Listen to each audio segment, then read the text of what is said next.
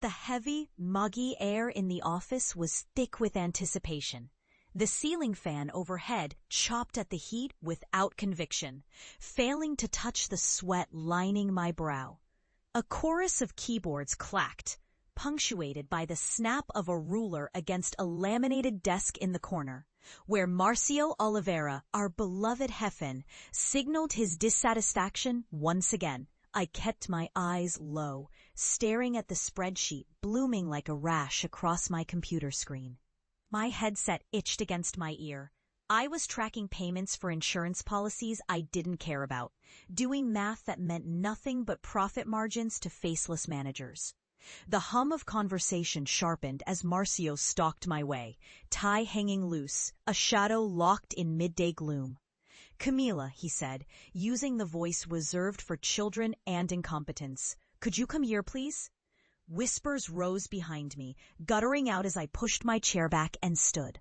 My knees ached. Maybe that's just how defeat feels, I thought. I navigated the maze of cubicles, papers spilling from carts, the faint scent of stale coffee and cleaning chemicals pooling along the gray carpet. Everyone acted busy but watched, like jackals waiting for scraps. Marcio didn't bother to let me sit. His desk, immaculate, gleamed with a threatening light. "I got your latest report. Small mistake, it seems." He held out a printout, corner pinched in his thumb and forefinger, as if contamination was possible. I'll fix it now," I said, reaching for the paper. He drew it back. "Camila, this is what, your third mistake this week? It was just a decimal point." "You dream too much, I think," he said, not meeting my eyes. "Daydreaming at your age? Haven't you learned? We're paid for what we do, not what we imagine." His hand drifted to the hardback I had hidden beneath my monitor, one I'd slipped from my tote at lunch, pages thick with scribbled notes. He flipped to the marbled cover. "Another story? Writing novels again?" The words, out there for the office to hear, ricocheted. "Camila, you are not a child in a fairy tale. Let's focus on realities, shall we?" My face burned. I could practically feel the eyes boring into my back, a damning spotlight. "Sorry," I whispered, gathering the book, holding it close. When I turned, a group flashed teeth, not smiles, but smirks. They always laughed about my hobby in the break room, as if it were contagious. I shuffled back to my seat. New weight settled in my chest. Everyone looked twice before returning to their screens. When I sat, Anna from accounting leaned over, her mouth slipping into my ear like a knife. "Maybe you'll put us in one of your stories, huh? Just don't forget to pay your rent with those royalties. Oh wait, right." I didn't respond. I ducked low and typed until numbers swam blurred on my screen. All the while, the novel inside my drawer throbbed with silent hope. Every day, that humiliation rattled in my bones. Sao Paulo was a city where dreams tangled with smog, where hope was thin as a paper napkin and just as easily wadded up. I'd been sending pages to publishers for 3 years.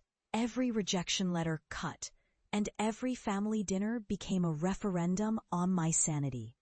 At my parents' apartment, the hallway always smelled of chopped cilantro and oil, warm and familiar.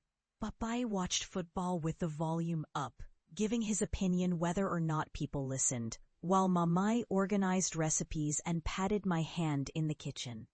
They never said outright that dreams were foolish, but they stabbed with subtler knives. "Garila, your cousin passed the civil service exam," Mamai offered one evening, passing me beans and rice. "She has her own place in Moema, you know." I nodded, jealous of how easy their pride came for others, never for me. Papai hummed. "So," he said, "how's work? You're staying put, yes?" I wanted to say no, to shout, "I am leaving. I have a story." But I chewed my beans and said, "It's fine. I'm focusing. On the job, I hope." Mamai barely looked at me, just at her hands, busy with a napkin torn in quarters. Dinner ended with their disappointed silence. I walked home, city noise swallowing me up, muffled traffic, samba leaking from apartment windows. The sky was so densely packed with clouds that even the moon was lost. Months passed like this. I wrote at dawn, before chasing buses to the office, and after work, when exhaustion blurred the edges of my screen. I poured myself into characters in worn notebooks, every evening another heartbreak. The taste of rejection was constant, bitter. When a publishing house in Rio responded, it was with polite regret and a suggestion I find another outlet for creative expression. One night, after too many beers and not enough sleep, I opened my laptop and tried something different.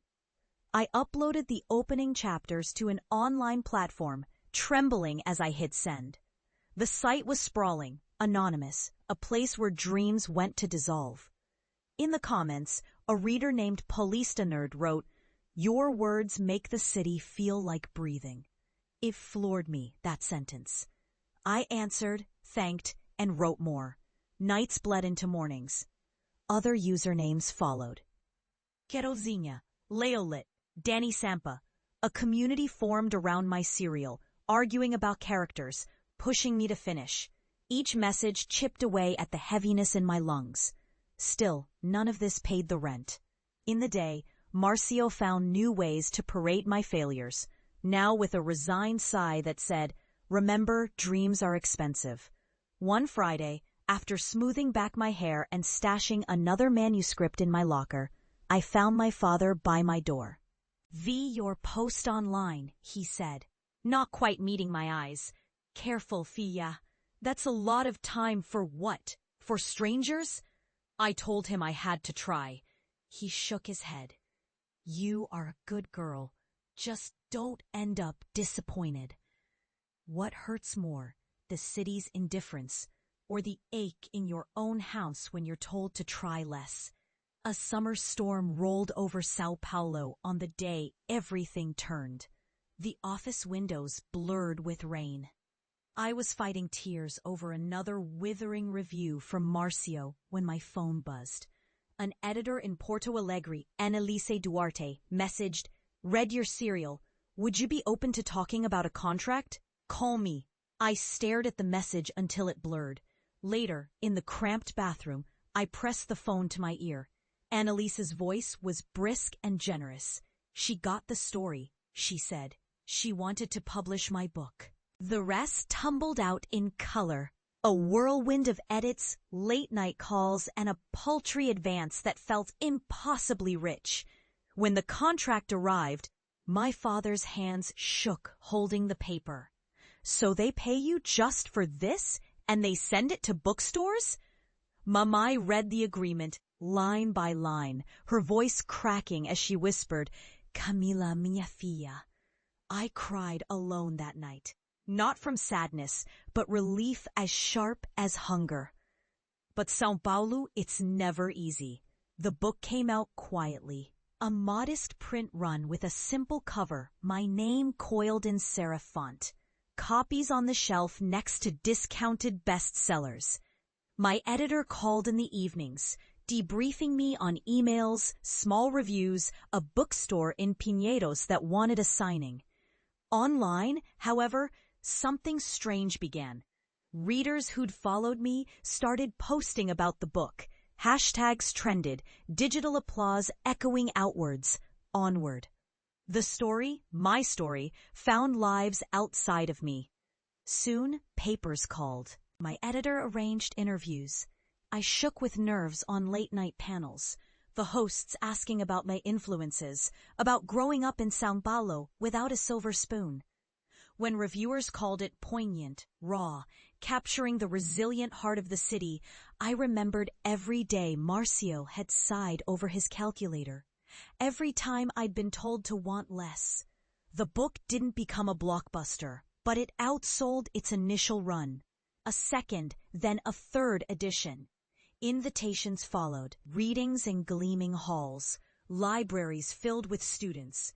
At each event, I saw someone in the back row, a shy hand clutching a battered copy, voice quaking as they thanked me. I learned to answer with tenderness. Self-doubt never left, but it coexisted with a steely kernel of belief, like a seed wedged in cracked pavement, impossible to crush. 2 years after publication, after my second book earned accolades and international interest, I returned to Lavradio Street. My mind called it a visit home, but really I wanted to measure the space between who I'd been and who I was now. My old office building towered just the same, grim, with faded tiles and a security guard who remembered me enough to buzz me in. The familiar smell, still coffee and bleach, triggered a tightness in my chest. I found Anna in the break room, her face drawn, red pen twirling between her fingers. "Camila," she gasped, tugging her cardigan close. "Didn't expect. Are you back?" I smiled, a little sad for her. "No, just visiting." A wave of whispers traveled ahead of me as I moved through the floor.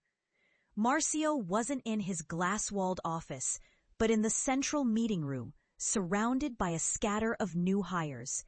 He had aged, sleeves rolled, lines fever-bright around his eyes. When he saw me, he jolted. "Camila da Silva," he said, too loudly. "To what do we owe the visit?" There, I could have let old hurts flow.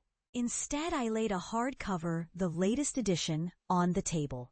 My novel in glossy jacket, the sticker on the front, over 50,000 copies sold. Someone gasped. "This is yours?" Anna squeaked. I nodded. "Yes, I wanted to drop some copies for the staff, if that's all right." Marcio hesitated. He thumbed the cover as if it might dissolve, scanning the blurb, the glowing review from O Estado. He looked back at me, searching my face for a trace of the girl he'd scolded for daydreaming. "I read about your book," he confessed quietly, smoothing his tie. "It won a prize, no?" "A nomination, yes," I admitted. He handled the novel, weighing it in his palm. A crowd had gathered, some I remembered, some too new to know what this moment meant. The silence spread, dense and electric. He finally smiled, forced but not cruel. "Well, you surprised us, Camila." I held his gaze. "Sometimes it pays to dream," I said. I kept my tone gentle, never forgot the sting of scorn, but refused to answer with cruelty. The room shifted. I could see it. The edges of skepticism giving way to something resembling respect, maybe even pride. Someone snapped a photo. Anna beamed. That evening, I walked out into Sao Paulo's blue dusk. The city pulsed, horns, laughter, the distant whistle of a vendedora selling pastries by the metro. I passed the apartment I grew up in. Mamai was slicing oranges on the balcony. Papai yelling over the TV. They looked up as I waved, their faces brighter now, lines softened by the late sun. Inside, the apartment glowed with the scent of stewed chicken and coffee. Papai hugged me, tight and wordless. Even Mamai, who always orbited caution, pressed a copy of my novel to her chest as if it were a birthright.